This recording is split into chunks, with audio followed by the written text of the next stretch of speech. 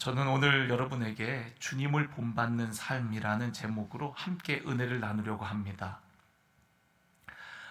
여러분들은 어떤 리더십을 바라나요? 여러분들마다 사람이 다 저마다 다르니까 어떤 리더를 따르고 싶은지, 어떤 리더십을 이렇게 우리가 좋아하는지 사람마다 다 다를 거예요. 그런데 제가 사모하는 리더십의 유형은 예수님과 같이 섬김의 리더십입니다. 그래서 저 역시도 예수님처럼 그렇게 섬김의 삶을 살고 싶어서 예수님 흉내를 내보려고 많이 애를 써요. 너무너무 부족하죠. 그런데도 어쨌든 제 마음에 늘 사모하는 리더십의 모습은 예수님이 그러셨던 것처럼 그런 어떤 섬김의 리더십. 사람들은 그 모습을 조금은 힘이 없어 보인다고 할지 모르지만 주님이 보여주셨던 모습은 힘있게 세상을 바꾼 게 아니라 오히려 연약함으로 도살장에 끌려가는 어린 양과 같이 순종의 모습으로 세상을 바꾸신 거거든요. 우리가 세상을 바꿨던 위대한 지도자들, 카리스마적인 리더십의 유형들, 또 비전형 리더십의 유형들, 또 제왕적, 자기중심적 여러 리더십의 유형들이 있습니다. 그런데 저는 그 중에서도 제가 가장 사모하는 리더십은 예수님이 보여주셨던 섬김의 리더십이에요. 그래서 그런 삶을 살아가려고 애를 씁니다. 물론 예수님과 똑같이는 못하더라도 그렇게 해야 된다는 것을 늘 염두하고 제 마음이 그런 방향으로 나아가려고 애를 씁니다. 오늘 본문의 예수님은 십자가를 앞두고 있는 상황에서 예수님의 관심은 죽음이나 고통이 아닌 사랑하는 제자들에 대한 섬김의 마음이었습니다. 예수님의 관심은 마지막까지도 제자들, 또 그들을 향한 섬김의 교육을 하고 계세요. 섬김은 예수님의 거룩한 습관입니다. 제자들의 발을 씻기시는 장면은 정말 우리에게 큰 도전과 감동을 주지요. 예수님은 마지막 순간까지 제자들을 사랑하셨기에 그렇게 섬기실 수가 있었어요. 오늘 우리가 읽은 본 말씀 13장 1절에 보면은 유월절 전에 예수께서 자기가 세상을 떠나 아버지께로 돌아가실 때가 이른 줄 아시고 라고 얘기하고 있어요. 지금 이제 예수님은 곧 떠나셔야 돼요. 그것도 그냥 떠나시는 게 아니라 십자가를 통해서 고통스럽게 죽음으로 떠나셔야만 하는 그런 상황입니다. 근데 그런 상황 속에서도 예수님은 제자들을 향한 그 사랑을 늘 품고 계셨어요. 그래서 오늘 여기 보면은 세상에 있는 자기 사람들을 사랑하실 때 끝까지 사랑하시니라. 할렐루야. 여러분, 예수님이 자기가 힘들다고, 나 이제 곧 십자가의 고난을 당해야 되니까 내가 너무 힘들고 괴로우니까 사랑하는 일을 멈춘 것이 아니에요. 내가 너무 힘드니까 다른 사람을 섬기는 일을 멈춘 것이 아닙니다. 예수님은 그 마지막 순간까지 제자들을 사랑하셨고 마지막 순간까지도 우리가 어떻게 살아야 하는가를 본을 보여주시며 가르쳐 주셨던 것입니다. 우리를 향한 섬김의 절정인 십자가를 앞두고 보여주신 예수님의 섬김의 본을 제자들뿐만 아니라 오늘 우리가 주님을 따르는 우리 제자들인 우리 성도들도 본받기를 주의 이름으로 축원합니다. 우선 예수님께서 이 땅에 오신 목적이 무엇이었는지 여러분 한번 생각해 보셨으면 좋겠는데요. 우리가 마가복음 10장 45절에 보면 너무 유명한 말씀, 예수님이 이 땅에 오신 목적에 대해서 말씀하시죠. 어떤 말씀이죠? 인자가 온 것은 섬김을 받으려 함이 아니라 도리어 섬기려 하고 자기 목숨을 많은 사람의 대속물로 주려 함이니라 라고 말씀하고 있어요. 그러니까 예수님이 자신의 오신 목적, 이 땅에 와서 하실 일에 대해서 말씀하시는데 섬김을 받는 것이 아니라 섬기려 하고 자신의 목숨을 통해서, 자신의 목숨을 대속물로 주어서 많은 사람들을 구원하는 것이 예수님이 오신 목적이라는 거예요. 그러니까 인류를 구원하기 위해 이 땅에 오셨다는 거죠. 그런데 그렇게 구원하기 위해서 자신의 목숨까지 바치는 섬김을 통해서 그 일을 이루어 나가시겠다고 말씀하십니다. 그러니까 여러분, 그 구원을 이루는 과정이 바로 섬김이라고 예수님께서 말씀하시는 거예요. 여러분, 오늘 우리가 전도 축제를 했는데 우리가 한 영혼을 주님께로 인도하는 것 역시 또 마찬가지입니다. 한 영혼을 우리가 구원하는 데 있어서 그 일을 이루는 데 필요한 과정이 바로 섬김이에요. 아마 오늘 한 분을 데려오시기 위해서 정말 많은 그런 수고와 또 애를 쓰셨는 줄로 알고 있어요. 어떤 분은 눈물로 호소했다 그러더라고요. 갑자기 못 올 것 같다고 그래갖고 눈물로 호소해서 간신히 모시고 왔다는 얘기를 들었어요. 그런 섬김이, 눈물과 섬김이 결국에는 열매를 맺는 거거든요. 울며 씨를 뿌리는 자는 기쁨으로 단을 거두리로다. 할렐루야. 그러니까 여러분, 아직 우리가 열매 맺지 못한 영혼은 여러분 그냥 너무 어렵게 생각할 필요 없이요, 아직 우리의 섬김이 필요한 사람이구나. 할렐루야. 그렇게 생각하시면 됩니다. 이번에 안 오셨다고 해서 서운해할 필요도 없고, 아직 내 섬김이, 그 영혼을 향한 섬김이 조금 부족했구나, 좀 더 섬겨드려야지, 좀 더 그분을 위해서 눈물로 기도해야지, 이렇게 생각하면 되는 거예요. 할렐루야.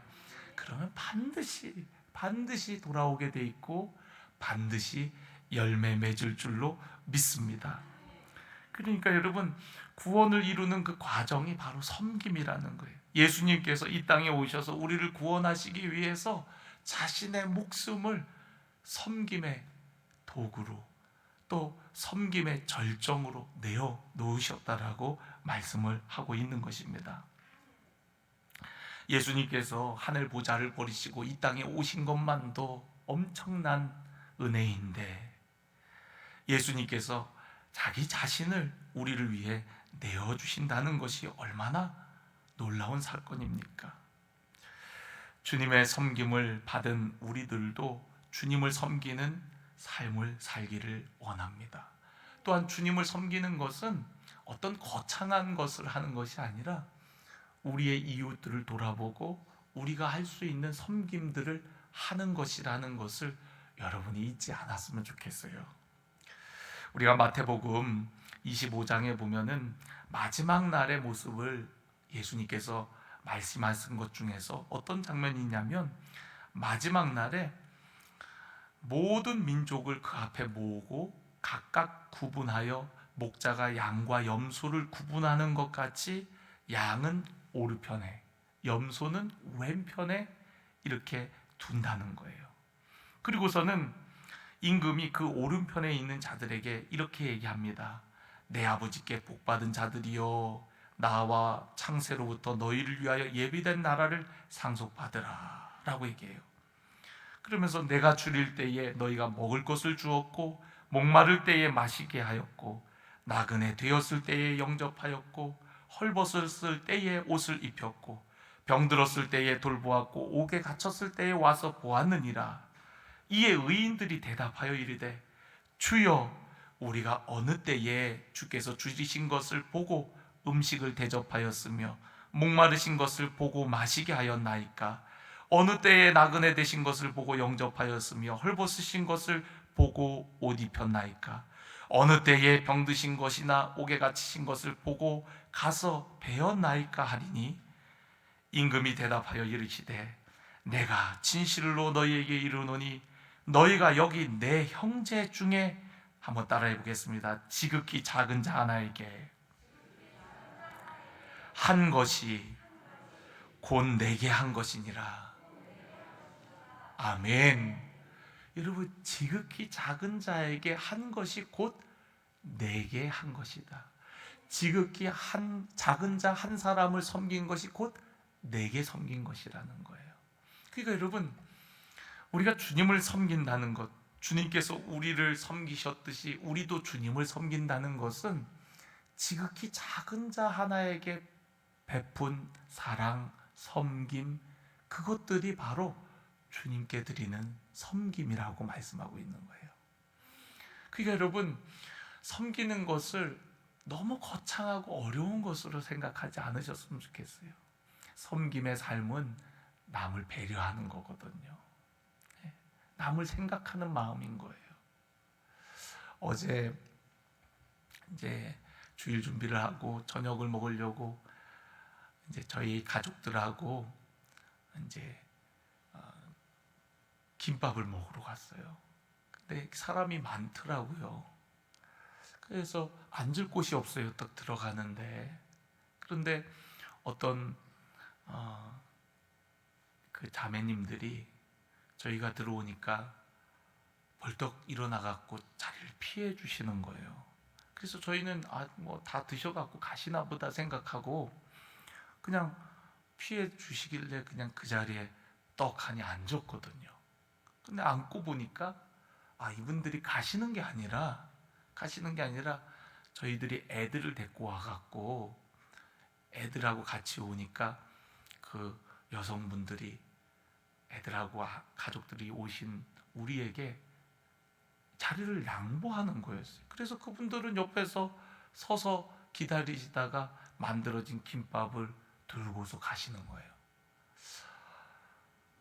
저는 다 드셔갖고 볼일 끝나갖고 가시는 분들인 줄 알았는데 저희들에게 자리를 양보해주기 위해서 그렇게 서 계시다가 그래갖고 한참을 있다가 손님이 밀렸거든요. 한참을 있다가 그리고 그 서서 있다가 음식을 받아갖고 가시더라고요. 그래갖고 너무 고마운 거예요. 저분들이 누군가 그러면서 보면서. 그러니까 저희 아내가 대번 저를 보고 왜 가서 절이라도 하게? 그래요. 아유, 그러고 싶네. 쫓아가갖고 고맙다고 인사라도 드리고 싶다고. 진짜 고맙잖아요. 그 진짜 별거 아니지만 우리를 생각해갖고 잘 모르는 분들인데도 우리가 애들하고 같이 와서 들어오니까 그 자리를, 자기들이 앉아있던 자리를 비켜주고 배려해 주신 그분들, 너무 고마운 거예요. 너무 감사한 거예요. 여러분들도 그런 섬김, 그런 배려를 해보신 일이 있습니까? 우리가 이제 주일이면 주차장에 차대기가 이제는 좀 비좁아요. 그래갖고 우리 먼저 오신 안내위원이나 우리 장로님들이 차를 저기 멀리다가 대놓고 걸어오십니다. 너무 감사해요. 우리 성도들이 또 우리 교회에 처음 오시는 분들이 방문할 때 어려움 없이 차를 대실 수 있도록 그렇게 배려를 하는 거거든요. 여러분 모르셨죠? 그 차를 일부러 멀리 대고 그렇게 오시거든요. 너무 감사해요. 그게 주님께 드리는 섬김이라는 겁니다. 할렐루야. 여러분, 오늘 우리 안에 그런 배려와 섬김이 있기를 원합니다. 주님께서 원하시는 섬김은 주님이 보여주셨던 십자가에 막 내어놓고 막 목숨을, 물론 우리가 그렇게 추구해야 되겠지만 주님이 우리에게 원하시는 것은 지극히 작은 자 하나에게 섬김을 하는 겁니다. 여러분, 오늘 우리 안에 그런 섬김들이, 그런 따뜻한 섬김들이 풍성해지기를 주의 이름으로 간절히 축원합니다. 오늘 예수님께서는 제자들의 발을 씻기시며 본을 보였다라고 말씀하세요. 15절에 내가 너희에게 행한 것 같이 너희도 행하게 하려 본을 보였노라 라고 말씀하십니다. 예수님은 예수님의 행동을 통해서 제자들이 그것을 배우고 또 따라오기를 원하셨어요. 우리가 이제 이 13장 말씀을 전체를 이렇게 읽어보면은 6월절 되기 전에 식사를 하는데 보면은 3절에 저녁 먹는 중 예수는 아버지께서 모든 것을 자기 손에 맡기신 것과 또 자기가 하나님께로 오셨다가 하나님께로 돌아가실 것을 아시고 저녁 잡수시던 자리에서 일어나 겉옷을 벗고 수건을 가져다가 허리에 두르시고 대야에 물을 떠서 제자들의 발을 씻기시고 그 두르신 수건으로 닦기를 시작하였다라고 얘기합니다. 그러니까 여러분, 식사를 잡수시다가 저녁을 잡수시다가 그렇게 일어나서 제자들의 발을 닦아주는 모습을 볼 수가 있거든요. 그 집에 들어갔을 때 누군가는 해야 되는 일이었어요. 그런데 어찌된 일인지 다들 피곤하고 지쳐서인지 아니면 평소에 제자들의 모습이 누가 크냐 서로 다투는 그런 모습들이 있었으니까 서로 정말 네가 해야 되지 않냐 이렇게 미루다가 안 한 것인지 식사하기 전에 발을 닦고 깨끗한 상태에서 식사를 했어야 되는데 발도 안 닦고 식사를 하는 거예요. 예수님께서 아마도 누군가가 제자 중에 누군가가 그런 섬김을 하기를 원하셨는지도 모르겠어요. 기다리셨는지도 모르겠어요. 그런데 아무도 하지를 않는 겁니다. 그러니까 예수님께서 잡수시다가 일어나서 겉옷을 벗고 수건을 가져다가 허리에 두르고 대야에 물을 떠서 발을 씻기시고 그리고 그 두르신 수건으로 닦아 주시기까지 얼마나 많은 행동을 했나 몰라요. 한번 생각해 보세요. 지금처럼 뭐 수도만 틀면 물이 콸콸콸콸 나오는 것도 아니고 그럴 텐데 예수님께서 일어나서 물을 길어다가 그리고서 갖다가 놓고 그리고 그 한두 명도 아니라 12명의 발을 씻기는데 얼마나 힘이 들고 시간이 들었겠습니까? 예수님이 그 과정들을 묵묵히 하는 거예요. 왜요? 제자들에게 본을 보이기 위해서, 제자들을 가르쳐 주기 위해서, 그리고 그들도 그런 삶을 살아가도록 하기 위해서 그렇게 하신 겁니다. 여러분, 본을 보인다는 것은 누군가가 그대로 따라하기를 원해서 하는 행동이거든요. 제자들은 좀 더 편하게 있으려고 또 자기들의 이기심 때문에 누군가 먼저 일어나질 못했는데 예수님께서 선생님에도 불구하고 그렇게 먼저 하심으로 인해서 그들에게 이렇게 말씀하십니다. 너희가 나를 선생이라 또는 주라 하니 너희 말이 옳도다. 내가 그러하다. 내가 주와 또는 선생이 되어 너희 발을 씻었으니 너희도 서로 발을 씻어 주는 것이 옳으니라. 내가 선생님에도 불구하고 너희의 발을 씻었다면 너희가 서로 발을 씻는 것이 옳다고 당연히 해야 되는 일이라고 이야기합니다. 지금 제자들은 그 당연한 일을 안 하고 있었던 거예요. 당연한 일을 안 하고 있으니까 그 제자들을 일깨우기 위해서 스승이신 예수 그리스도께서 친히 본을 보이셨던 겁니다. 여러분, 우리가 해야 되는 당연한 섬김의 삶, 그 섬김의 삶이 있습니다. 우리에게 주신 직분은 섬김의 직분이거든요. 우리가 그리스도인이 됐다는 것은 이제는 예수님과 같은 섬김의 삶을 살겠다고 하는 거거든요. 그런데 이 당연한 섬김의 삶을 살지 않고 있다면 우리는 잘못된 신앙생활을 하고 있다는 것을 예수님의 말씀을 통해서 우리는 알 수가 있습니다. 섬김은 해도 되고 안 해도 되는 것이 아닙니다. 해야 되는 거예요. 예수님께서 하셨기에 너희가 서로 하는 것이 옳다고 하셨던 것은 반드시 해야 되는 일이라는 것을 우리에게 말씀하고 있는 겁니다. 그러니까 여러분, 섬김은 어떤 특정한 사람들만 하는 것이 아니라 우리 모두가, 그리스도인 된 우리 모두가 해야 되는 일이에요. 교회 안에서 우리가 다양한 봉사와 직분을 가지고 섬겨야 되고요. 또 우리는 교회 안에서의 섬김만 하는 것이 아니라 세상에 나아가서 세상을 섬기는 자들이 되어야 하는 줄로 믿습니다. 섬김이 해도 되고 안 해도 되는, 누군가가 하겠지 하는 것이 아니라 반드시 내가 해야 되는, 내가 추구해야 되는, 내가 살아내야 되는 삶이라는 것을 여러분들이 꼭 잊지 마시기를 주의 이름으로 축원합니다. 그래서 여러분, 섬김은 어떻게 보면 명령과도 같아요. 예수님이 우리로 하여금 그런 삶을 살도록 명령하고 계신 겁니다. 여러분들은 어떤 섬김의 삶을 살고 싶습니까? 여러분, 저마다 여러분의 직업이나 또 여러분의 삶의 여건에 따라 뭔가 섬김의 삶을 살고자 하는 그런 부분들이 있으리라고 생각이 되어져요. 저는 목사로서 우리 성도를 섬기는 데 있어서 항상 최선을 다해야 된다는 마음을 갖고 있고요. 동시에 우리 교회뿐만 아니라 이 지역을 섬기는 일에 또 앞장서야 된다는 의식을 가지고 있고요.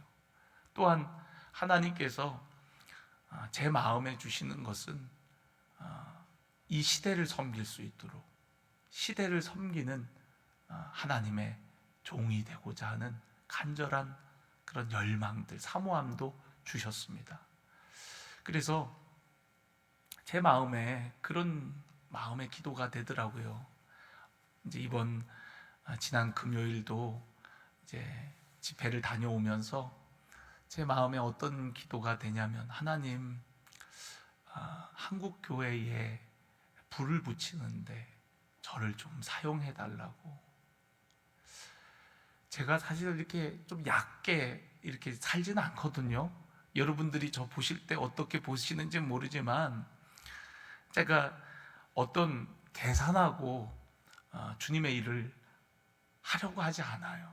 그래서 오늘 이 강단에서 전하는 이 설교가 내 인생의 마지막이라고 생각하고 그렇게 제가 늘 쓰거든요.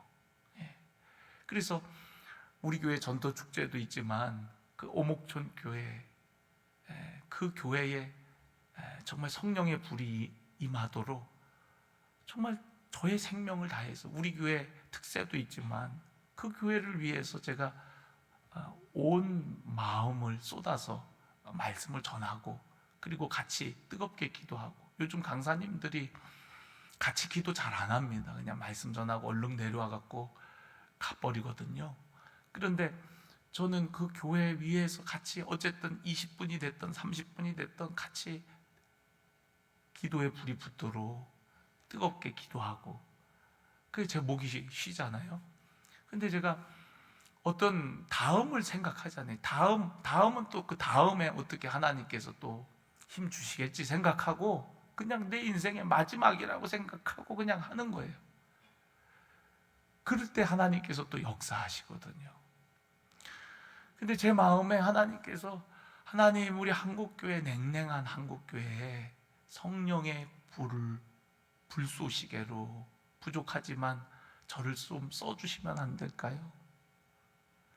제가 어떤 다른 거 바라지 않고 그냥 주님께 쓰임받는 기쁨으로 만족하겠습니다. 다른 것 바라지 않고.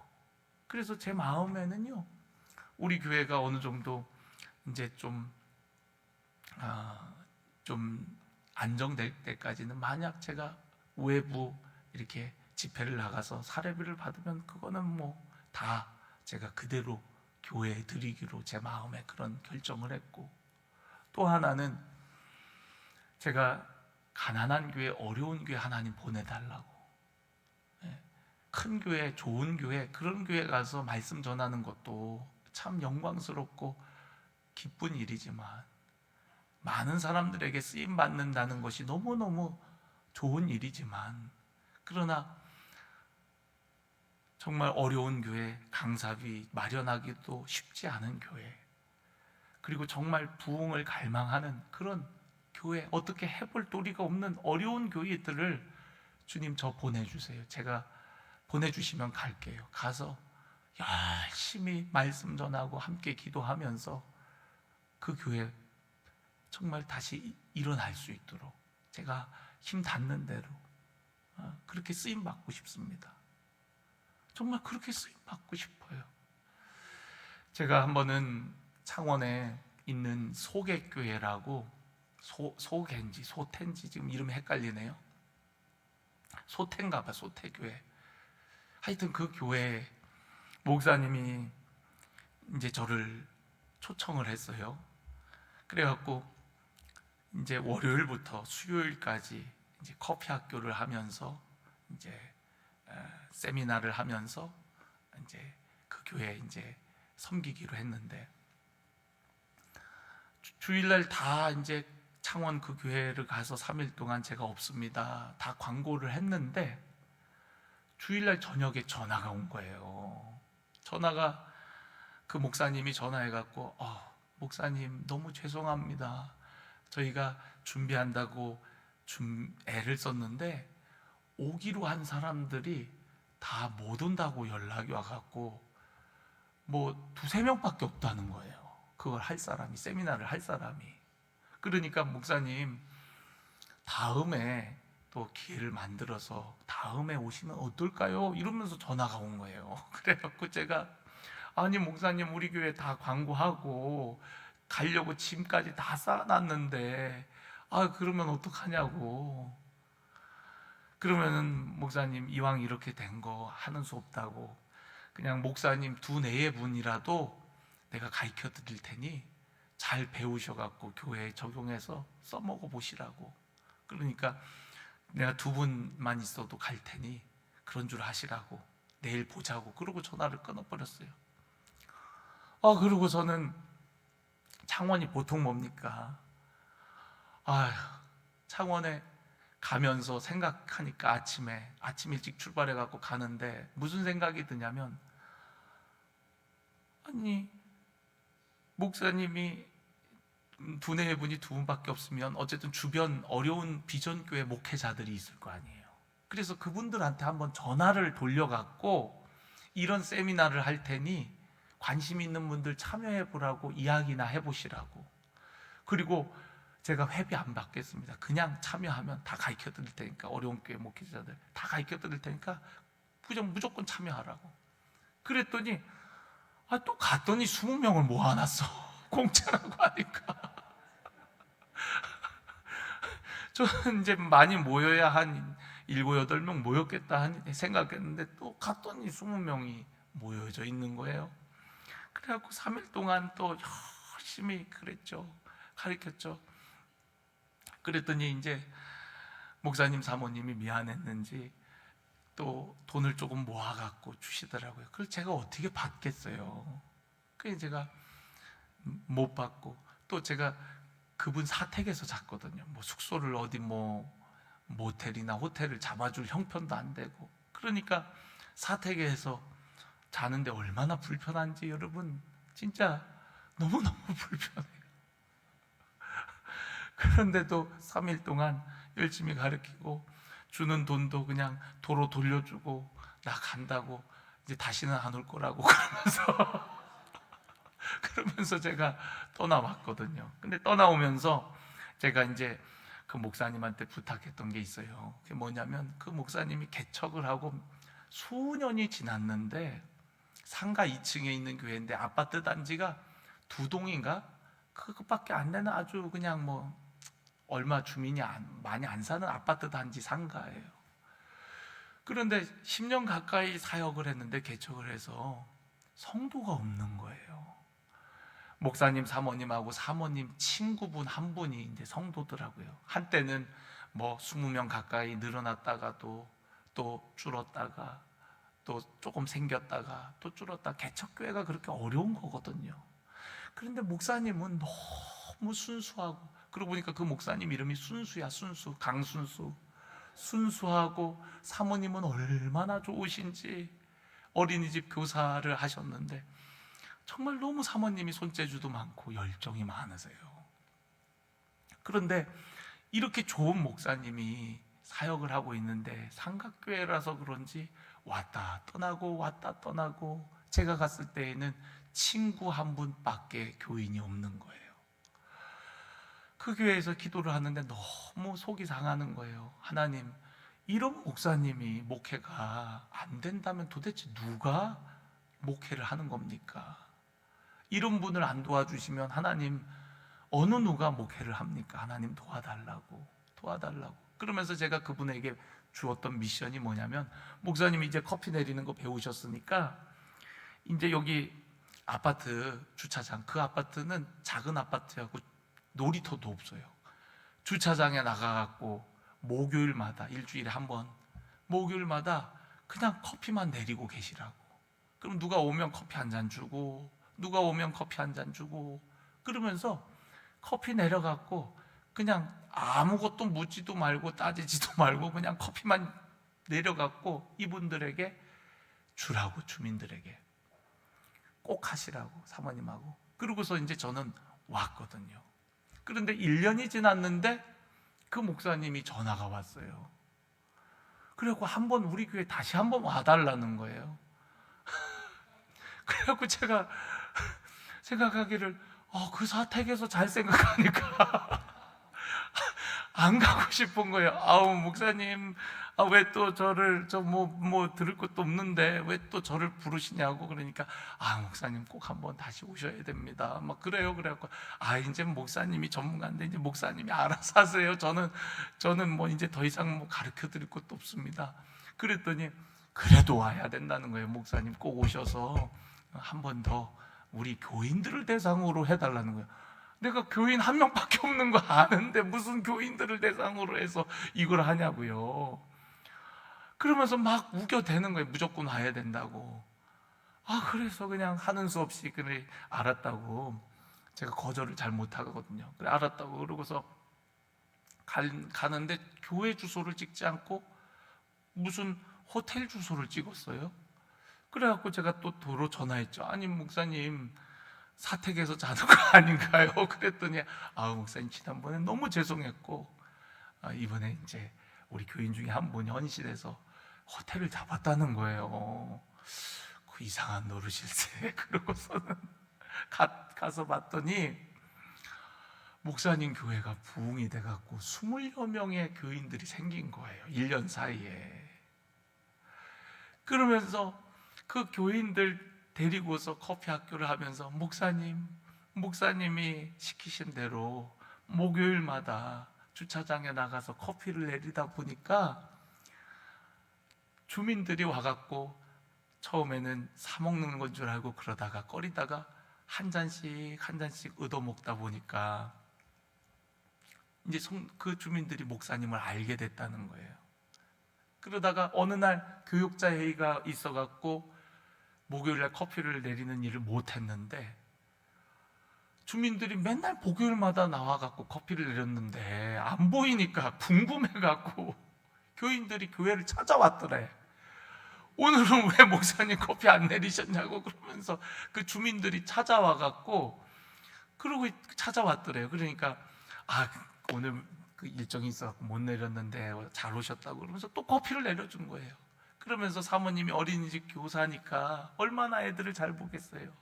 그래서 애기 엄마들 언제든지 놀러 오시라고. 더군다나 그 아파트는 놀이터도 없는 아파트인데 그래갖고 그 아이들이 교회 오니까 교회 막 마룻바닥 뛰어다니니까 얼마나 좋아요.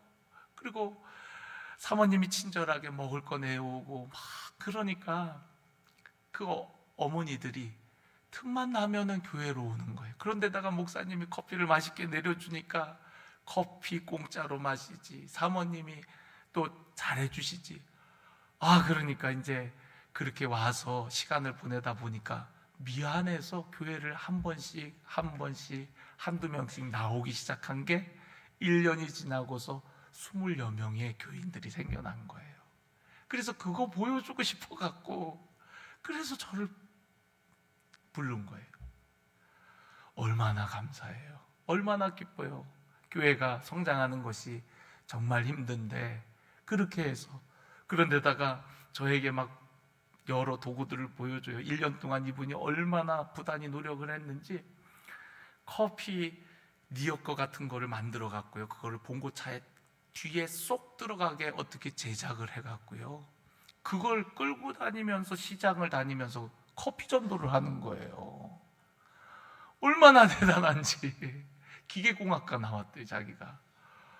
그래갖고 제가 그거 사진 찍고 너무 신기하다고, 어떻게 이런 걸 만들 생각을 다 했냐고. 봉고차 뒤에 쏙 들어가게 해갖고 실었다가 내려갖고 이걸 펼치면은 이제 커피 테이블이 돼갖고 그걸 밀고 다니면서 시장에 다니면서 전도를 하는 거예요, 이분이. 그런데다가 더치커피를 얼마나 기가 막히게 내리는지, 그걸 내려갖고 사람들에게 또 예쁜 병병에다가 담아갖고 그거를 또 전도용으로 사람들에게 나눠주면서 전도를 하는 거예요. 여러분, 그 교회가 어떻게 됐을까요? 그 교회가 부흥해갖고요, 상가 1층도 사갖고 교육공간으로 쓰고, 또 엄마들 그런 문화센터식으로 한 사무실을 또 열어갖고 사모님이 거기서 사람들을 가리키고요. 할렐루야. 제가 거기까지 보긴 봤어요. 지금은 어떻게 됐나 모르겠습니다. 그 섬김을 통해서 전도하려고 했을 때는 참 어려웠거든요. 근데 목사님이 목요일마다 가갖고 그냥 커피 섬기니까 그게 관계가 맺어지고, 커피 마시고 싶으면 여기 2층으로 올라오세요. 언제든지 오세요. 오시면 제가 또 커피 내려드릴게요. 그래갖고 그 교회가 그렇게 부흥해서 1층 상가까지 다 사버리고, 사모님 사무실도 내갖고 거기서 또 그런 공방같이 가르치는 사역을 하고. 할렐루야. 저 그런 거 하고 싶어요. 작은 교회들 살리고 싶고, 어떻게든 어려운 교회들, 정말 어떤 그런 누구의 도움이 없어서 어떻게 일어나고 싶지만 일어날 수 없는 그런 교회들, 여러분, 우리 반석교회가 그런 일을 해야 되지 않겠어요? 우리 반석교회가 우리 지역의 어려운 교회들을 돌아보고, 또 정말로 많은 목회자들을 위로하고 격려하고 또 세워가는 그런 교회가 돼야 되지 않을까요? 전 그런 섬김의 삶을 꿈꾸고 그렇게 살고 싶습니다. 돈이 안 돼도 좋아요. 사례비가 없어도 좋아요. 다 돌려주더라도 전 그렇게 사역하고 싶습니다. 하나님께서 그렇다고 굶기지 않고 헐벗지 않고, 우리가 먼저 그의 나라와 그의 의를 구하면 이 모든 것을 더해 주신다는 믿음의 모험을 하면서 여러분 살아가기를 간절히 원합니다. 우리 교회가 그러한 역량을 갖추고, 우리 교회가 부흥해야 되는 이유는 우리 교회만을 위한 일이 아니라 우리 이 땅에, 이 시대에 정말 많은 교회들을 섬기기 위함인 줄로 믿습니다. 여러분, 오늘 우리 그런 섬김의 마음을 가지고 우리 다 함께 믿음의 모험을 떠납시다.